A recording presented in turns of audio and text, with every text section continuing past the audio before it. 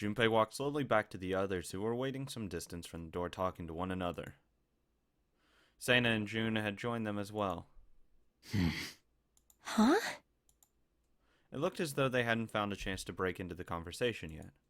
As Junpei approached, they turned to look at him, curiosity plain on their face.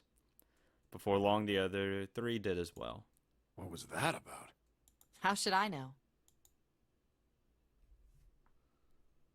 Ace didn't say anything. That's odd. Does he know that he's getting found out? Clearly, they were all expecting some answers. Thanks. I appreciate your cooperation. Clearly, they'd hoped for something more forthcoming. He continued. By the way, Ace, would you mind if I asked you something? What is it? Do you know who I am? Yes, you're Junpei. What? What kind of question? Answer the fucking question. Just answer it, please. Who am I? Who am I? You're Junpei, of course. Who else would you be? I don't know. Unfortunately, that's the wrong answer. Actually, I'm Santa. Okay. Well, what? I know what he's trying to do. Because since he can't recognize faces, what he's saying is that, oh, how do you know it's me? I could have just changed clothes. One of that thing. Because Ace is probably going to say, you know, oh, you're wearing the same clothes or, you know, the same voice. But not actually say that he looks like Junpei. And that's how he's going to trap him with, he doesn't recognize faces. Ace's voice was full of surprise, but it was also tinged with confusion and fear, though I don't know why that matters, necessarily. I don't know if there's, like, something that I missed or didn't remember, but I don't know how that matters.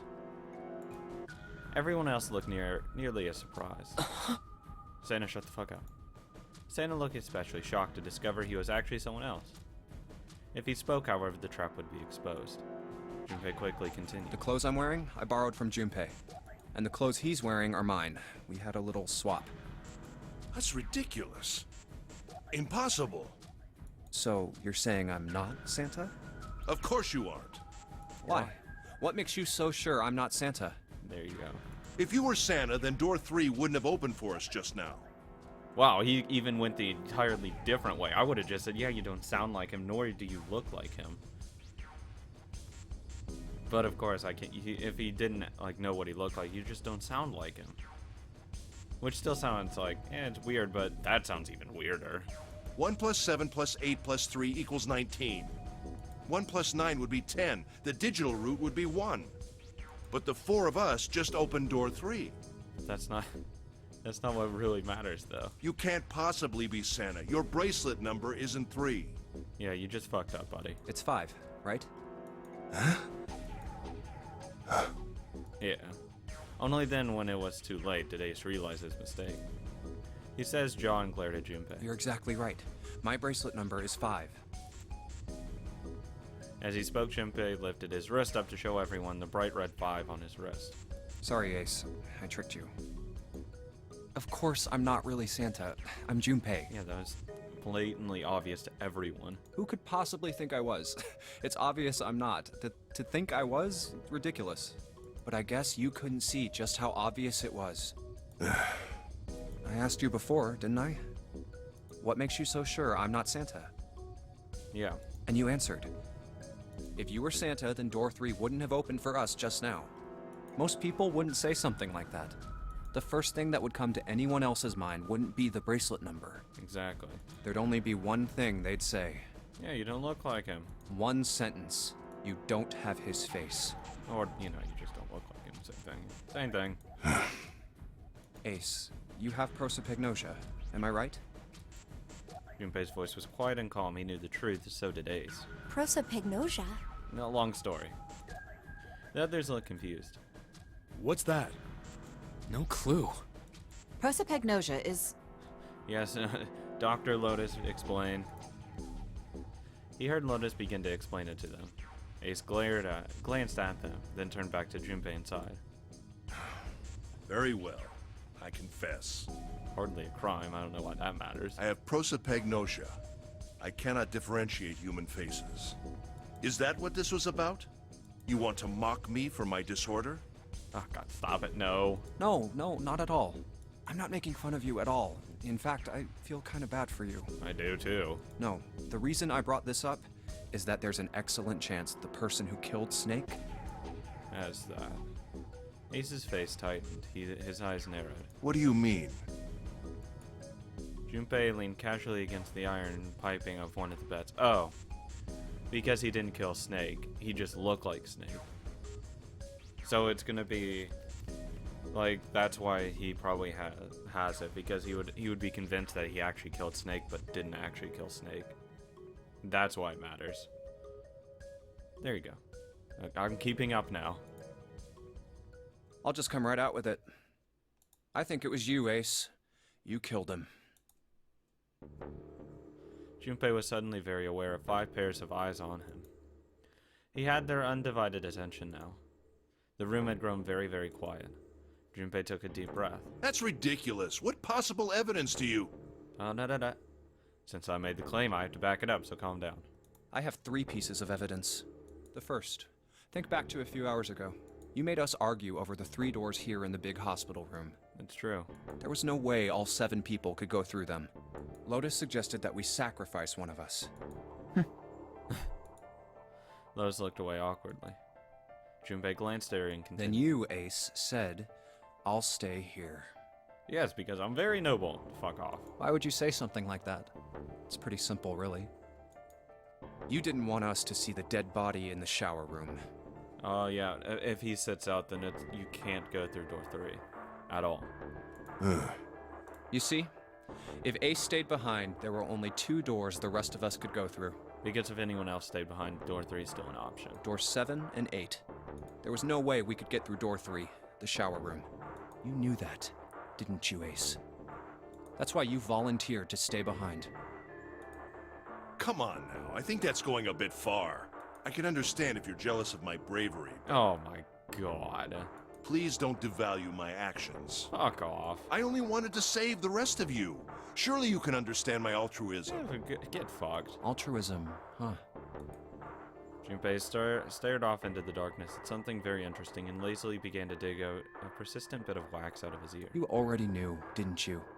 You knew that whichever doors we took, eventually we'd end up back in the big hospital room. What on earth are you saying? Of course I didn't know that. How could I have?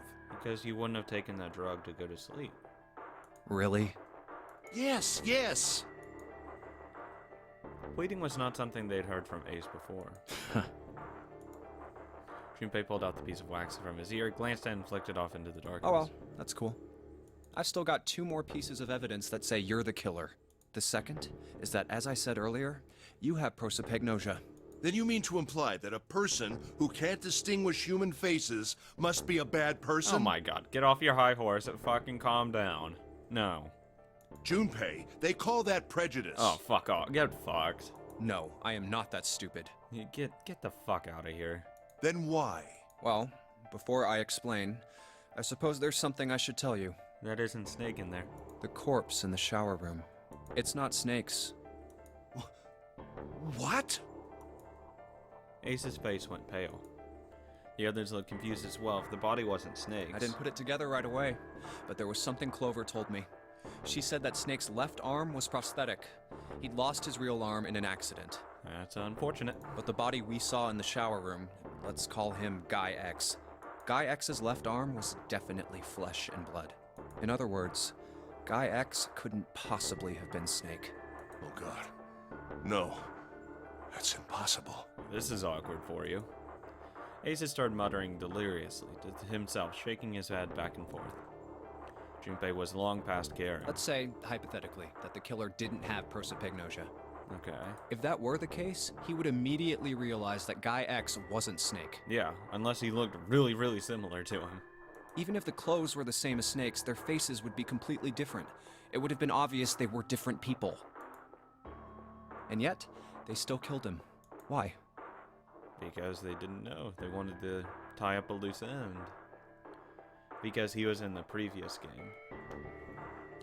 So I imagine he knew something. Oh, actually, he's still alive, so knows something. I don't know where he is, though, but he knows something. Why would they kill a stranger who'd only just shown up? On the other hand, if the killer did have prosopagnosia, it makes sense. They thought Guy X was Snake and killed him. Yeah. Wait. Wait just a moment. Okay. Let's say you're right, and I mistook Guy X for Snake. Even if I did, I would have had no motive to kill him. That we know of. Why would I want to kill Snake? I can think of at least 2 motives. Actually, I already know one. He was in the previous game, and you ran the previous game. 1. Snake knew about your past. If he ever revealed what he knew, that would have been really bad for you. You really didn't want that to happen. Obviously. So to make sure Snake's mouth stayed shut, you killed him. 2. Snake had a grudge against you. You knew that, or at least you could have easily assumed he did. Even without exposing your identity, he was a threat to you. You never knew when you might be attacked. You couldn't ever let your guard down. Every moment was a moment he might try something. You didn't want that kind of danger hanging over you. So you... Hey, hold on a minute. For the first time since the beginning of Junpei's explanation, someone besides Ace spoke. What's the past that Ace wouldn't want us to know?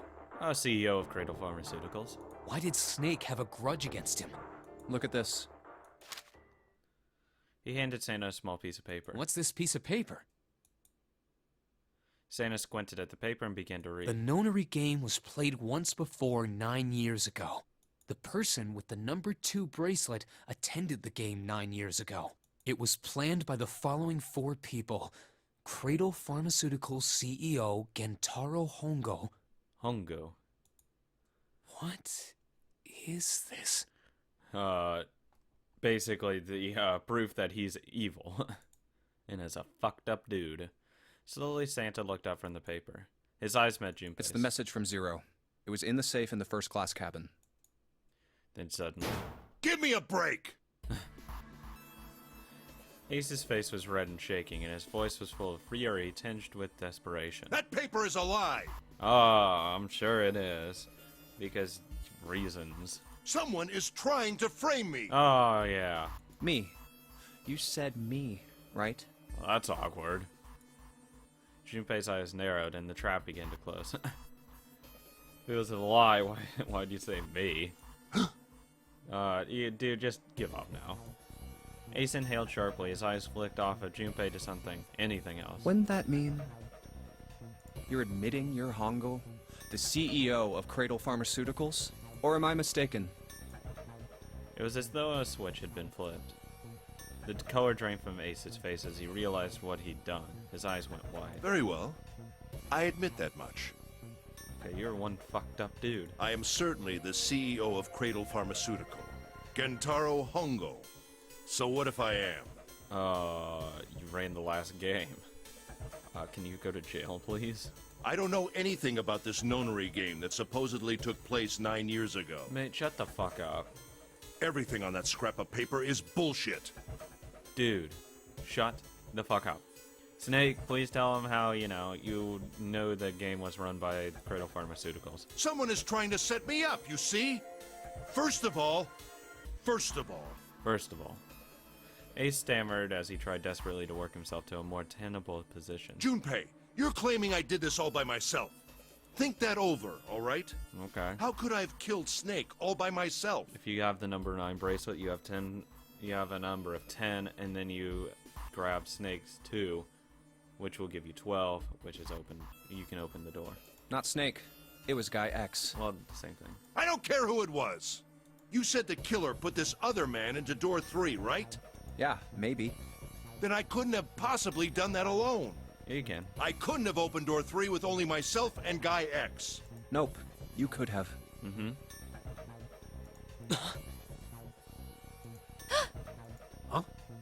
Huh? What? Ace's face was tight and his teeth were clenched. Junpei fixed him with a level stare. The trap was about to close. Actually, Ace, when you were unconscious, I took something from you. Remember when you were injected with that anesthetic and fell asleep in the big hospital room? Yeah, back then, I took this. Junpei put his hand into his pocket. No! You couldn't have! Oh, you dumbass. You fucking fell for it. You fell for it. Ace's right hand moved. Junpei smiled. I got you, Ace. Your right hand there tells me all I needed to know. You fucking fell for it. You want to tell me what you were so worried about? What's in your pocket? Nothing at all. God damn it. It's the number 9 bracelet, isn't it? Yeah. Ace, Guy X, and the 9th man's bracelet. That was all you needed to open door 3. That equals 3. That's how you killed Guy X all by yourself, Ace. All you needed was the number 9 bracelet in your chest pocket. Yep. Ace lowered his hand from where it had stopped, halfway to his pocket. He looked down at the floor, his face hidden from Junpei. All he could see was the corner of Ace's mouth twitching like a dying fish. If you want to play innocent, that's fine by me. Go ahead, tell me. I don't have the bracelet, if that's what you want to do. But if you could take off your coat and hand it to me, I'd really appreciate it. Otherwise, we'll have to take it from you by force. Right, Seven? Oh, hell yeah. Yeah, it'd be my pleasure. Kick his ass, Seven. Seven cracked his knuckles with a sound like gunfire. Beat him up. Ace roared with laughter. He threw his arms wide and his head back and laughed, filling the room with a sound that scarcely belonged there. Then it stopped. The fuck's wrong with him? His arms came down and his head dropped to look straight ahead at Junpei. Oh, that's fucked up. His face was flat and cold, devoid of any emotion. Well done, Junpei. How do you know him, Junpei? As you so correctly deduced, I have the number 9 bracelet. Seven, pin him down. I retrieved it while we were searching for the missing hardware for the Red. I left the room I was supposed to search That's fucked. and headed to the first-class cabin on B-deck. His voice showed no emotion, no sense of remorse or interest. It was almost bored, as though he was reciting an especially dull corporate letter. My purpose was to obtain the number 9 bracelet. 9 is a potent ally in the nonary game. No shit. Adding 9 to any set of numbers won't alter the digital root. Yep. 1, 2, 3. As you can see, 9 is a very useful number here. Yeah, that's why I said we needed that number 9 bracelet back then. Like, once we were, like, arguing who would be left behind, because 9 helps a lot. With it, one can go anywhere, with anyone. It is, I suppose you could say, a game changer. So I made for the first-class cabin to obtain it. And let me guess, Snake found you over there. In mere moments, Well, actually, no. You would have I had to drag him. successfully acquired the number 9 bracelet. But Snake was probably already back in the main hospital room. Or Guy X. And that's where he killed him. There was also an unexpected bonus. The knife the 9th man had used. Oh. I quickly pocketed both of them and left. 7, restrain him. I made my way back to where I was expected to be. I don't want that knife coming out. That's when I ran into Snake. Well, this guy X, actually. I spotted him ahead of me. He was heading for the large hospital room and hadn't noticed me. Why the hell was he here? The man wearing Snake's clothes arrived at door 3. When he stopped, I walked up behind him and called out, "Snake." He turned around. Oh my god, that looks nothing like him. He said nothing. His mouth simply hung half open. Yeah, probably like, who the fuck? What the fuck are you talking about? He seemed dazed somehow, almost like a man half asleep. Oh, well, that could help. Perhaps he had been drugged. It wasn't important. I tend to gloss over little things like that. That was definitely a trap for Ace. Like, I don't know. It was obviously, I don't know why he'd kill him, though. I don't know what the point of it was. I was certain that man was Snake. I knew Snake had taken part in the nonary game 9 years ago. Being blind, it made sense that he didn't recognize me immediately upon our first meeting. But why then hadn't Snake said anything to me later? Surely he hadn't forgotten what had happened to him in the nonary game. But not once did he attempt to confront me. That's stupid. Did his lack of sight prevent him from fully recognizing who I was? Probably not. Or perhaps Snake had conspired with Zero to deceive me. Regardless, he was a threat, and it was better to deal with him sooner rather than later. I had to get rid of him before he took action. With quick thinking, my plan went into motion immediately. I held the number 9 bracelet over the red. I waved my own bracelet in front of the red, and then grabbed Snake's arm and shoved his hand against the scanner panel. The door opened. I threw the man through it. 9 seconds later, the door shut. That's fucked up. 81 seconds passed.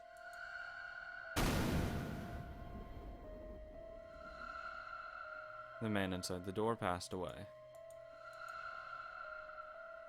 After that, I returned to my post as though nothing had happened. After conducting my own search, I returned to the large hospital room when the 1 a.m. bell rang. Ace's eyes were cold and his cheeks were hollow and pallid. When he spoke, only his lips and tongue moved. The rest of his face was eerily still. Junpei glared at Ace. He took a deep breath and thought about the next question he had to ask. He didn't want to. He knew what the answer would be. He just didn't want to hear it. Junpei swallowed, then spoke. Ace, did you kill Clover? Obviously. Yes. Why? Why did you kill her? Because she knew she was her brother. She was Snake's sister. Sister, yeah. Whatever. It was possible he had told her something dangerous. Additionally, she had gone through door 1. It seemed likely she might have found it. Found what? That's safe. Why don't you go through door 1 yourself? Perhaps it's hidden somewhere. Or not. Seven and Lotus interrupted. Yeah, but Lotus and I went through door 1 too. We didn't see anything suspicious. Yes. I thought as much after I heard your report at the central stairs. I doubt the two of you could find it. Never mind, what the hell's behind door 1? But perhaps Clover was different. Perhaps she had found it. I was, therefore, desperate to find her. And at last I did, in the first-class cabin. I spoke very calmly.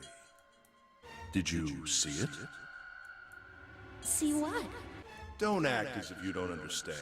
You were in the captain's quarters, weren't you? The Zero bracelet. That's what he wanted. Huh? What are you talking about? Very well. By the way, what are you doing here, Clover? What? Nothing. There's blood on your shoes. It looks fresh. Did you go take a look at the 9th man's corpse? I see. Your silence suggests that you noticed. You saw something, didn't you? You saw that his bracelet was gone. No! Clover ran. She made for the exit, but Ace stood in her way. You aren't going anywhere. He caught her by the collar as she passed and threw her to the floor hard. You're staying here. No! She leapt back up and darted past him into the hallway. Ace followed at a run. Don't you run, little girl. He was faster. Ah.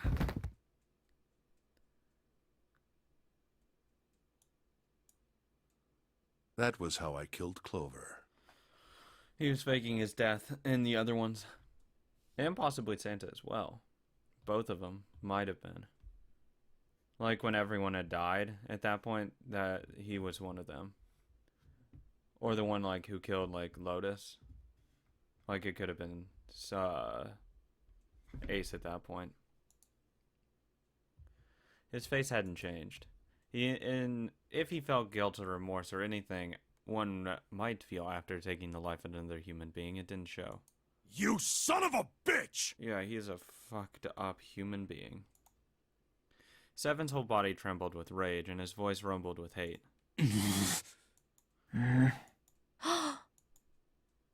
Santa's eyes were bloodthirsty, and Lotus and June's faces were distorted by anger and hatred. Ace looked at them and smiled. It was a cold, cruel thing with no humor in it. He shook his head and sighed. I admit it. I've lost. Don't misunderstand, Junpei. I didn't lose to you. I lost to Zero, Ah, not you. fuck off. Take your loss. I'm rather disgusted with myself for falling into such a simple trap. Yeah, you should be. I looked the fool. Yeah, actually. And it was a trap, make no mistake. I was trapped and manipulated by Zero. I'm sure you were, buddy. The man I killed in the shower room? If he wasn't Snake, then I have no idea who he was. Yeah, I have no idea either. But he was wearing Snake's clothes, and that was no coincidence. Oh, yeah. He had also been injected with something that reduced his cognition and prevented him from identifying himself or resisting me. Yeah, he was meant to be killed. And we can't forget the components that were removed from the Red before we arrived. I have no doubt that Zero planned all of this. Clearly. Zero made sure I would kill that man. It follows, of course, that Zero knew everything I would do. That I would try to take the number 9 bracelet. I mean, that was pretty obvious. That I would try to kill Snake. Everything. Suddenly, Junpei remembered the paper he'd found in the safe. He remembered the last words Zero had written on it. I must punish them for the innocent lives they have sacrificed. This is the only warning they will receive. That innocent souls might be saved, I know, state the truth. Zero. And then he remembered other words he'd heard from Clover. I think Zero is one of us. Huh? One by one, Junpei looked at the 5 people standing in front of him. Ace. Santa. June. 7. Lotus. Zero is one of us? No. Wait. I could see Lotus actually being Zero. There's one more person. Oh, Snake. Snake. The man who died in the shower room isn't Snake. I don't see him being Zero, though. That means he's almost certainly still alive. Maybe Snake is Zero. I doubt it. Maybe he made Guy X wear his clothes so that we'd all think he was dead. Where's Snake now? What if he's off somewhere laughing at us? If he is Zero, he must have been lying to us about everything else. Is he watching us? No.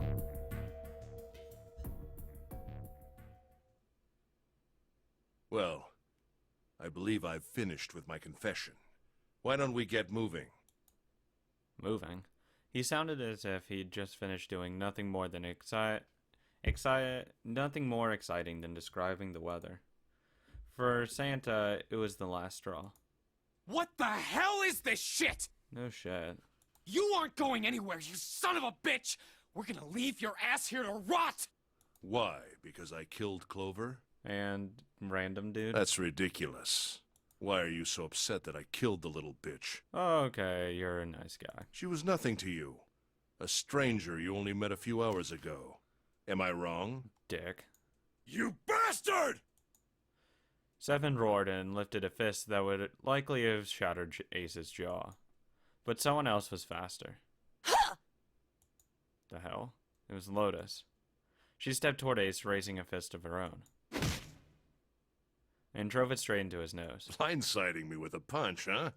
You've got some fire, don't you? I would have rather 7 hit him. And that's what I would say. Lotus, can you not hit him? I'd rather have that big dude hit him. I confess, I rather like a tough woman. Oh my god, stop it. He sniffed and wiped a small trickle of blood from his nose with a raised eyebrow. Well, maybe you'd like another one then. Go ahead. Before that, let me give you one of my own. Okay. Huh? Lotus scarcely had time to blink. Ace snaked his arms around her and pulled Lotus's back up against him. In the same motion, he reached into his coat pocket. I swear to God. Every fucking time. Why couldn't I do this?